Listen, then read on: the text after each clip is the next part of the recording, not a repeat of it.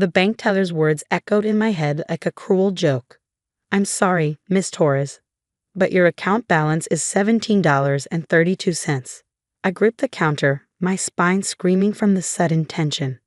"That's impossible. I had $34,000 in that account yesterday. Check again." She typed something, frowned, typed again. "There was a withdrawal this morning. The full amount minus the minimum balance. It was authorized with your PIN and security questions." I didn't. The realization hit me like a sledgehammer. Only 3 people knew my PIN. Me and my parents. I'd given it to them for emergencies when I'd had my last surgery 2 years ago. I stumbled out of the bank, each step sending lightning bolts up my curved spine. 3 years. 3 years of working doubles at the warehouse, skipping meals, living on raiment and hope. 3 years of sleeping on the floor because it hurt less than a soft mattress. 3 years of saving every penny for the surgery that would finally let me stand straight without feeling like my body was ripping itself apart. Gone. My hands shook as I called my mother. She answered on the 3rd ring, casual as ever. "Oh, hi, sweetie. Did you need something?" "My surgery money," I wheezed. "You took my surgery money." "Don't be dramatic, Elise. We borrowed it for Brandon's streaming setup. He needed a new computer and all those fancy cameras. He'll pay you back when he starts making money." "Borrowed?" My voice cracked. "That was $34,000. My surgery is in 2 weeks. Dad's voice came through. She must have put me on speaker. "Crooked backs build character," he laughed. "Besides, you've made it this far. What's a few more years?" "A few more years?" I couldn't breathe. The doctor said if I don't get this surgery soon, the damage could be permanent. I could end up in a wheelchair. "Stop exaggerating," Mom said. "At least Brandon will make money streaming." "What were you going to do after surgery?" "Still work at that warehouse. He's investing in his future." I was going to go back to college. I was going to finish my engineering degree without being in constant pain. Well, Dad said, "Now you can help your brother succeed instead. Family helps family." The call ended. They hung up on me.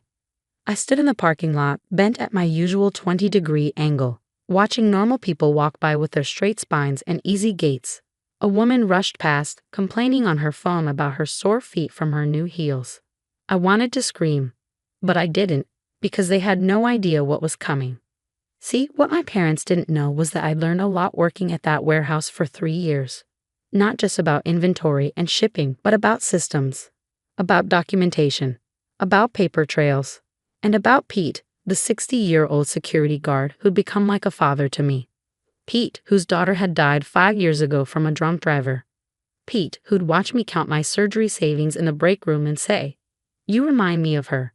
She never gave up either." Pete, who happened to be married to a forensic accountant. I drove home, to my parents' house, because of course I couldn't afford my own place while saving for surgery, and found Brandon in the garage, surrounded by boxes. Top-of-the-line gaming PC, 3 monitors, a chair that cost more than I made in a month, professional lighting, cameras that could film in 4K. Sick setup, right? He said without looking up. He was 25, 2 years older than me, and had never worked a day in his life. "I'm gonna be the next big streamer, you'll see." "With my money," I said flatly. He shrugged. "Mom said you weren't using it anyway."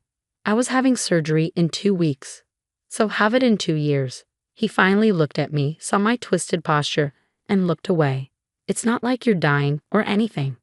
I wanted to tell him about the nerve damage, about how I'd lost feeling in my left foot last month, about the doctor's warnings that waiting too long could mean permanent paralysis.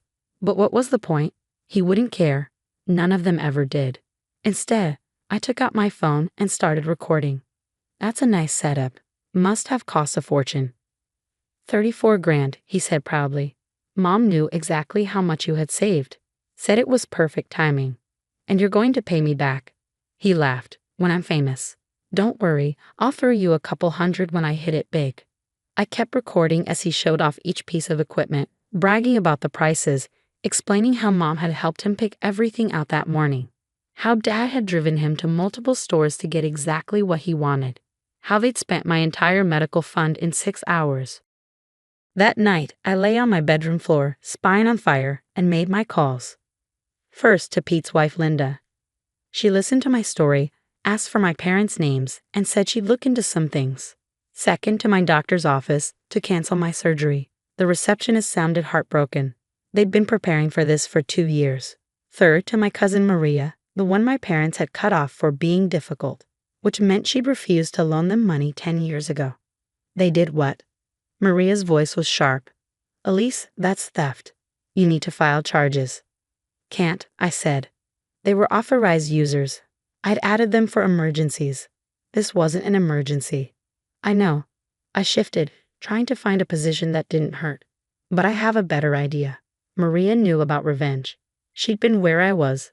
The family scapegoat, the one expected to give everything and receive nothing. She'd gotten out, built a life, become successful, and she'd never forgotten how they treated her. What do you need? She asked. A place to stay for a few days, and maybe some help with research.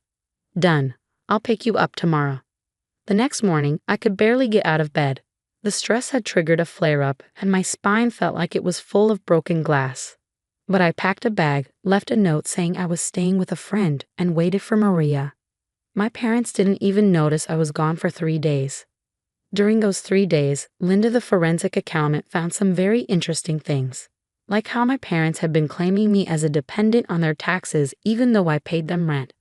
Like how they'd been collecting disability benefits in my name for years, cashing checks meant for my medical care. Like how Brandon's streaming career was actually a front for selling stolen goods online. This is fraud, Linda said, showing me the documents. Multiple counts. And this? She pointed to a paper trail. This shows they've been planning to take your surgery money for months. They called it Operation Golden Child in their texts. But the best part, the thing that would destroy them, that came from Maria. Remember Uncle Roberto? She asked. Mom's brother who died 3 years ago. I nodded. He'd been wealthy, some kind of real estate investor. He left a will. A very specific will. Every niece and nephew gets a trust fund, but only if they're employed full-time and have no criminal record. Guess how much? How much? $50,000 each. But here's the catch. The executor has to verify employment and run background checks. The executor is his lawyer, Mr. Chen. And Mr. Chen is very, very thorough. But I know about this will, I said. Mom told me I didn't qualify because of my back problems. Maria smiled coldly. You work full-time at the warehouse.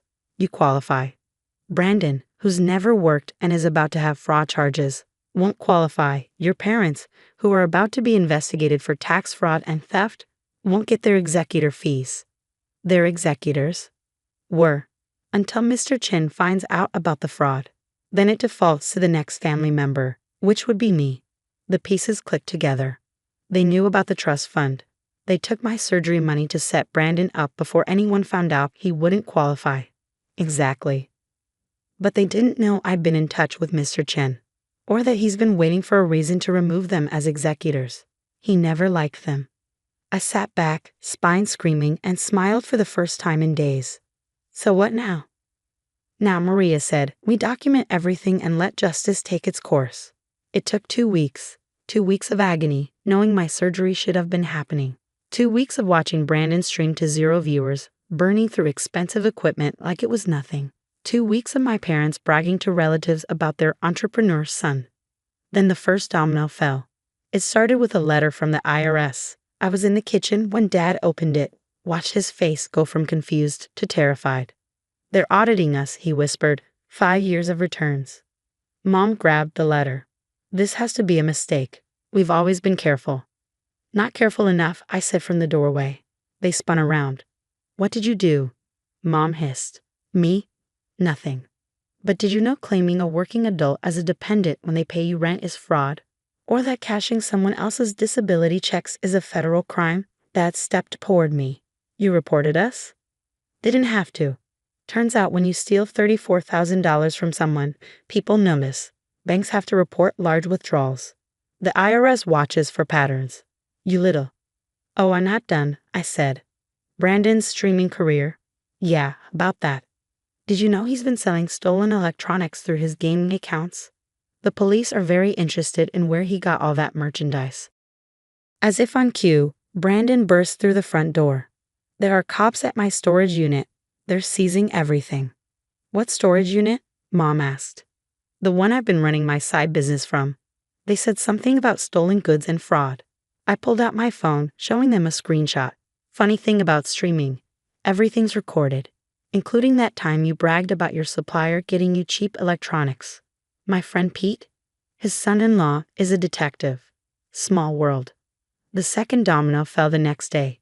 Mr. Chen called my parents, informing them they were being removed as executors of Uncle Roberto's estate due to evidence of fraud.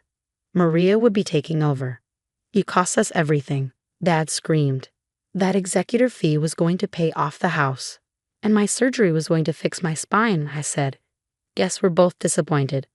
The third domino was the best. See, what they didn't know was that I'd already received my trust fund payment. Maria had expedited it through Mr. Chen as soon as she took over.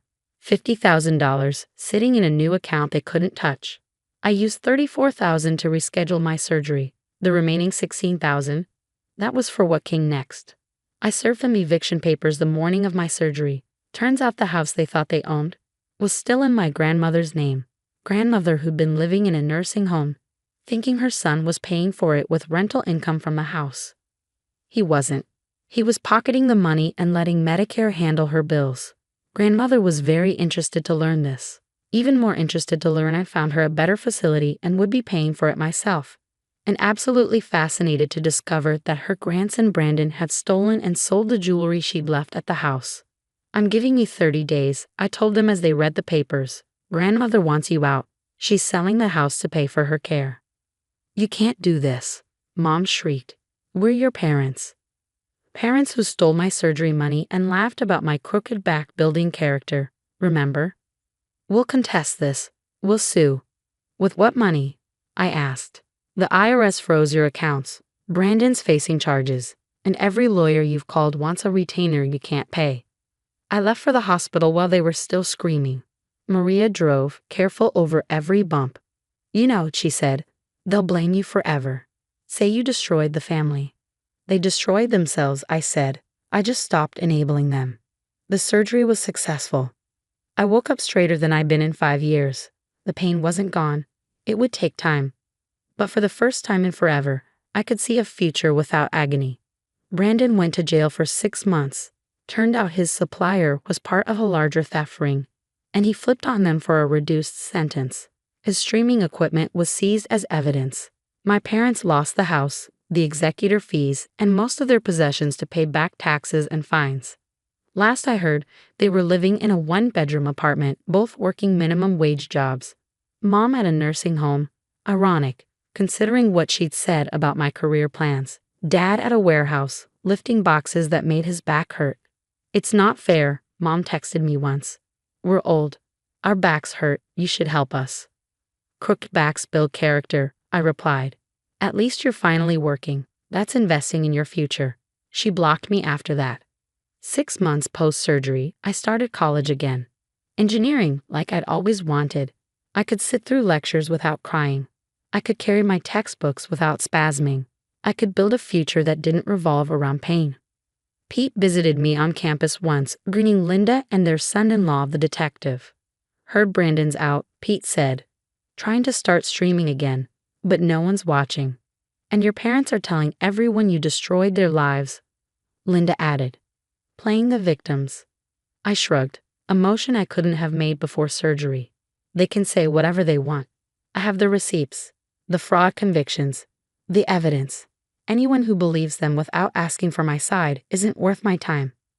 You did good, kid, Pete said. Your parents thought they were taking your future.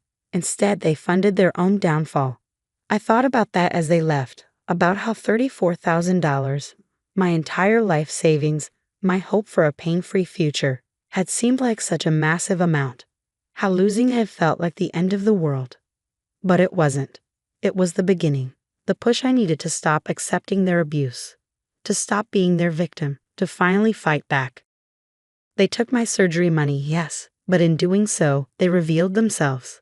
The fraud, the theft, the years of financial abuse, it all came to light because they got greedy, because they thought my broken back was less important than Brandon's gaming dreams. Now I have a straight spine, a college education in progress, and a future they can't touch. They have criminal records, minimum wage jobs, and crooked backs from the work they said was beneath them. I guess Dad was right about one thing: crooked backs do build character. They're about to find out just how much.